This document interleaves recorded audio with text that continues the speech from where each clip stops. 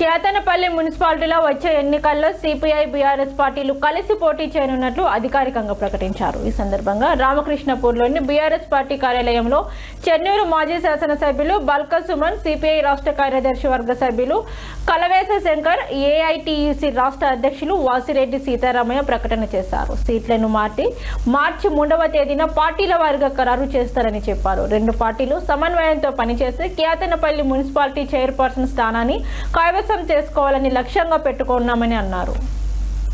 సారూప్యత కలిగినటువంటి లౌకిక వాద శక్తుల్లో పనిచేస్తున్నటువంటి ఒకే ఆలోచన విధానంతో ప్రజల కోసం కానీ సింగరేణి కార్మికుల కోసం కానీ ముందుకు పోతున్నటువంటి మనం కలిసి పనిచేద్దామని చెప్పి మేము అనుకోవడం జరిగింది.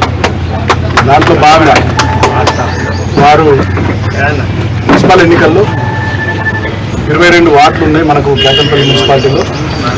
కొన్ని వార్డులు మీరు పోటీ చేయండి, కొన్ని వార్డులు మేము పోటీ చేస్తామని చెప్పండి. అంటే వాళ్ళు మరి మీరు ఎన్ని ఇస్తారు, ఏమిస్తారు, ఎట్లా అని చెప్పి వాళ్ళు అన్నారు. మీరు ఎన్నంటే అన్ని ఇస్తామని చెప్పి నేను చెప్పిన. మేము కలిసి ప్రజల కోసం పనిచేద్దాం, ఈ ప్రాంత అభివృద్ధి కోసం పనిచేద్దాం, సీట్లు నెంబర్లు అసలు విషయమే కాదని చెప్పి చెప్పడం జరిగింది.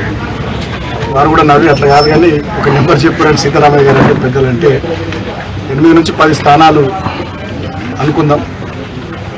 మా దగ్గర కూడా అభ్యర్థులు ఎవరెవరు ఉన్నారు, ఏంది ఏం కదా అనేది ఒకసారి మాట్లాడుకొని, మీ దగ్గర కూడా ఎవరెవరు ఎట్లెట్లున్నారు, ఏ వార్డులలో ఎవరెవరికి ఎట్లుంది అనేటటువంటి విషయాలన్నీ కూడా అనుకొని ఒక 10 వార్డుల వరకు 8-10 వార్డుల వరకు ఒకటి ఎక్కువనో తక్కువనో అడ్జస్ట్ చేసుకుందాం. ఇంత ఇబ్బంది ఏం లేదు.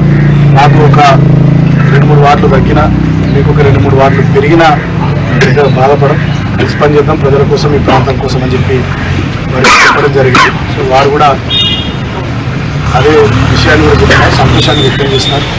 నేను ప్రెస్ కాన్ఫరెన్స్ ద్వారా ముఖ్యంగా కేతనపల్లి మున్సిపాలిటీ ప్రజానికానికి కూడా సింగరేణి కార్మికులకు అందరికీ విజ్ఞప్తి చేసేది ఏంటంటే,